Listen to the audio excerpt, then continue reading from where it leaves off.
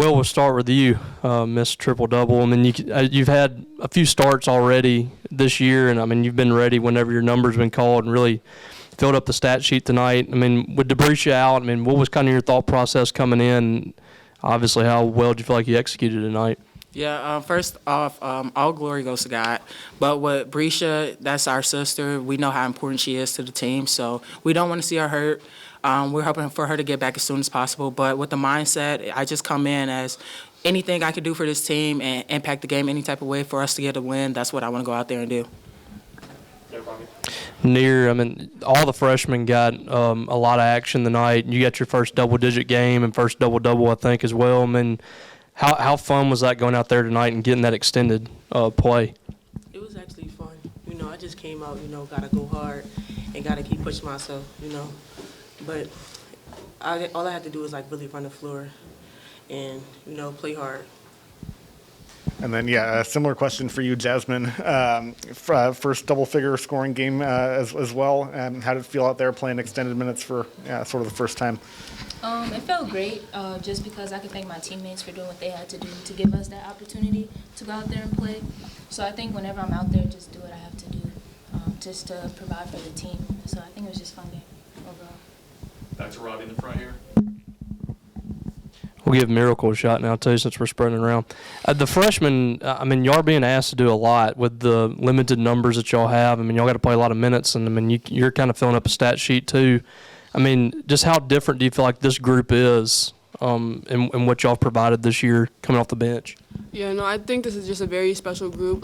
Just because we're so deep in numbers when we come off the bench, especially, able just to still keep up, our lead and everything. Everybody works hard. Everybody knows what to do. We're all cohesive, and it's just going to be exciting rest of the year. Well, Dave in the back there. For any of you, when you're blowing out a team that fast, that early, how do you stay focused? What's coach telling you to stay on your game and just keep it up, keep going, even though you know you've got the game in control? Well, first off, I want to say thanks to the fans. We had a really unbelievable crowd during this break, and we had a really good crowd. They brought a lot of energy for us. So really it was not only going hard for ourselves, but going hard for the fans as well that came out to watch us play. But when we're in the huddle, I mean, we have it's 0-0 mindset, no matter who we play against. If we're up, down, we want to go out there and give it our all and play hard every possession. We'll go back to Ben in the front here. Yeah, again, for any of you here, now that you're at the end of non-conference play, SEC starting next week, do you feel like you're about where you wanted to be as a team at this point of the year? And then where do you hope to see the biggest improvement between right now at this point in December and in March when you get into the postseason? I think we're in a great position right now, but I think we have a lot of growing to do as well, just to get better and be even more as a team, if possible. Yeah, so yeah. Anything else? Any other questions? We'll go back to Robbie in the front here. Near, we've obviously seen some flashes from you, just the skill that you have at your size. Where do you feel like you've made the biggest jump in the non-conference portion of the schedule, and just how much further do you feel like you have to go? I'm sorry, repeat yourself. What's been the biggest jump for you think, in the first 15 games or so, and just how much further do you feel like you can go? I actually think I could go further, and my biggest jump was just stop putting my head down, keep pushing myself, make sure I get back even though if I miss the layup, or if I don't get the rebound, make sure I still get back, just keep going hard even though if I do a mistake. Any more questions? Thank you. Appreciate y'all. Thank you. I'm first going to explain this panel who's with me. All right, so as you all know, I'm from Dalton, Georgia, and the UTC game was my homecoming game, but unfortunately I was under the weather and couldn't make it. So I'm fortunate to have my nephew and niece here, all right, who my brother's kids. This is the Purcell family, so there's the Kardashians and then there's the Purcells, okay? So unfortunately, as you all know in basketball at times, it's hard to have Christmas. So this job makes you go other places. So our Christmas present for each other, they're my biggest fans. They watch everything on YouTube. Robbie, they follow you on Twitter. Man, so they love you, buddy. So I said, come on, you can come up here. So then now they feel like they're the Kardashians and they're big time. So this is our family Christmas present, but most important, my Christmas present to them. Now, one thing y'all wanted to say real quick. What's the first thing we wanted to say? Let the dogs Yeah. Let the dogs out. And then there was one more thing y'all wanted to say. 3, 2, 1. If you ain't dog, you ain't dog food. Okay, so that's it. That's the Christmas present. All right, so let's get to the good stuff. Hail State. That's right, Reagan. All right, yep, all right. So, but seriously, again, you could see what a great game of joy. I want to give a big shout out to our fans. I know I've said a couple of times, hey, I need you there. I was in the locker room, and the coaches came to me right away and was like, uh-oh, we got a packed house tonight. And then my players like, uh-oh, like they saw the bowl filling up, and it had a spark about us that we were excited to get back out. I talked to them about making sure we bottled that energy that we had from that 2-game stretch before Christmas break, and I thought we opened that bottle back out and played with passion, but most importantly, played for each other. And then most importantly, again, I keep saying it, I got a special team. I mean, for Aaron Barnum to set a career high with 15 rebounds. All right, I love that kid. All right, again, she was one of the top transfer portal kids in the country, and the sacrifices that she has made to be willing to come off the bench, but just handled it with class, and just watching her feel comfortable and coming out and have a triple-double speaks volumes to her character and who she is as a person. And then, like I've told y'all, I've got a special freshman class.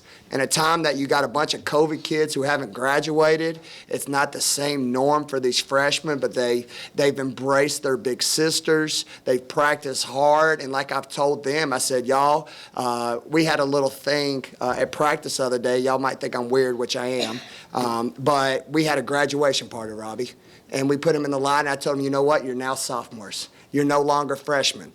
Because this is not a normal freshman group where like, oh, I don't know if I can help my team, or I can't wait till next year. These kids can help us now, so I told them you got to have a sophomore mindset, and I thought you saw that tonight. So thank you, everybody, from the bottom of my heart for an awesome game, and open for questions. So Rob in the front here.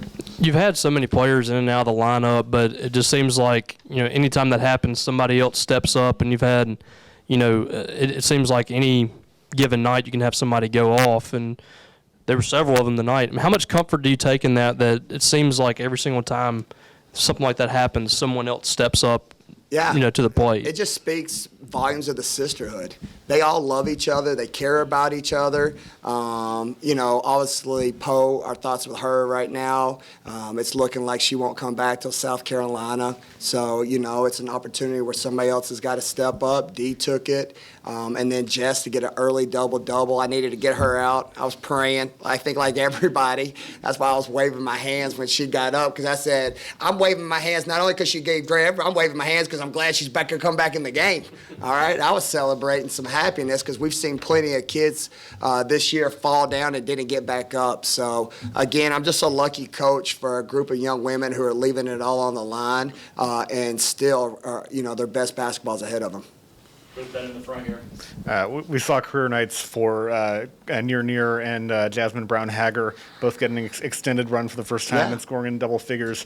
What can you say about their investment and everything they've put in that led to a night like tonight for them? Yeah, it's just unique. Again, in a time and a culture where today's world is, as soon as you don't play, he don't like me, or you'll have a parent call you, or just you make excuses. They've never done that. Not once. Their families are awesome. They're awesome. They're women of high character. They know they're playing on a special team. And the only thing they ever ask me is like, hey, what can I do to maybe steal some minutes? But they don't complain about their role. And because of their attitude of gratitude, but most importantly, their work ethic, to see them have success and a taste, again, makes me a happy coach, because I referenced it before Christmas. Jessica Carter, for as good as she is, I can't play her every game for 40 minutes. She needs a breather. She needs a rest. Kayla Jordan. So with these freshmen, sophomores coming on, I really like where my team's going headed into SEC play. Go to Dave in the back here.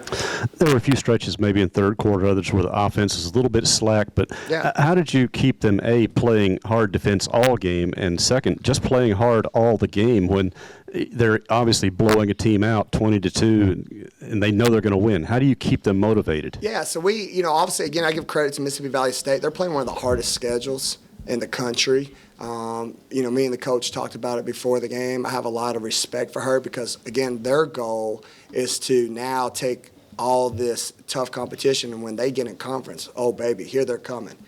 But then we looked at, they played several top 25 teams. I think they started off at Utah. They played at South Carolina, Texas A&M, and Ole Miss. So LSU too, yeah.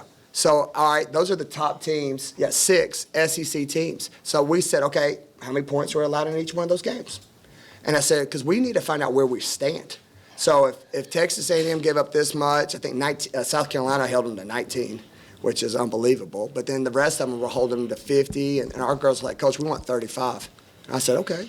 So that's why you saw that on the defense end. Even though the score was obviously in our favor, we're playing something more than just a victory. We're trying to chase rings and chase championships. So that was a behavior that they were holding each other accountable. I told them, do you want me to make you better? And they said yes. And I said, if you don't talk on transition defense and you don't box out, I'm burning my timeouts.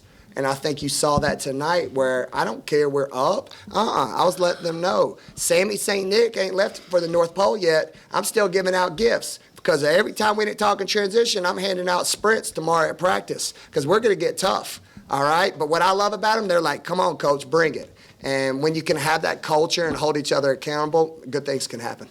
Go to Robbie in the front. You look down there and there's, 3 or 4 in boots and knee braces, and Aaron's had a problem at some point. Are you concerned there's a trend with some of these injuries, the lower body injuries, or is it just kind of fluky? Yeah, no, 100%, and that's a great question. So they're freak injuries.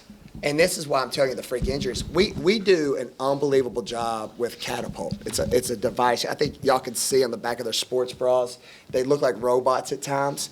Our strength coach holds me accountable so I don't overtrain. I don't do 2-a-days. Like right now we're on Christmas holidays, so we could do that. Robbie, I'm just telling you, it's been the most bizarre, random things like Goni. Just a weird injury that occurred, but she was in shape.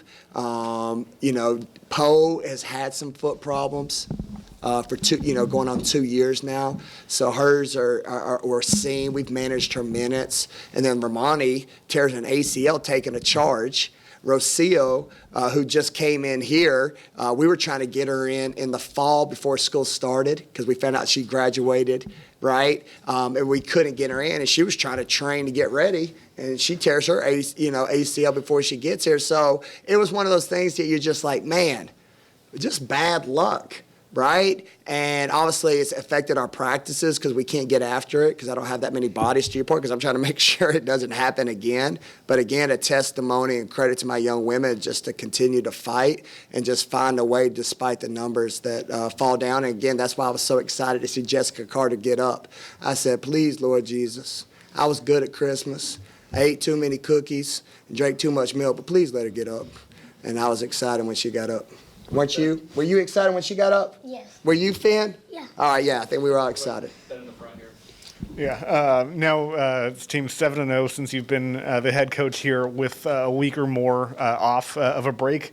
What's that say about the strength staff and how they've been able to just get everyone ready after a longer layoff? Well, I need to talk to Jimmy the Juice. I need more games after a week off with 7-0. All right, Jim, we got to make that happen, kid. That's a great stat. All right. But no, it's just there's a focus, man. Like I said, when I came here, is I want to get this program back. When we come to practice, it starts with our staff to engage and challenge them where they don't get burned out. Because again, I've got so many young women who've come from all over the country to make sacrifices that they're giving up a lot. So it's our job as coaching staff to make sure we help them with player development, that we get in the film room. And I think when we're really dialed in and we have time, that's why you're seeing the success, to your point, when we have weeks off, that we're able to come out and punch people in the face. Any more questions, Coach? Thanks, everybody. What do y'all say? Thank you. Thank you. Thanks for coming.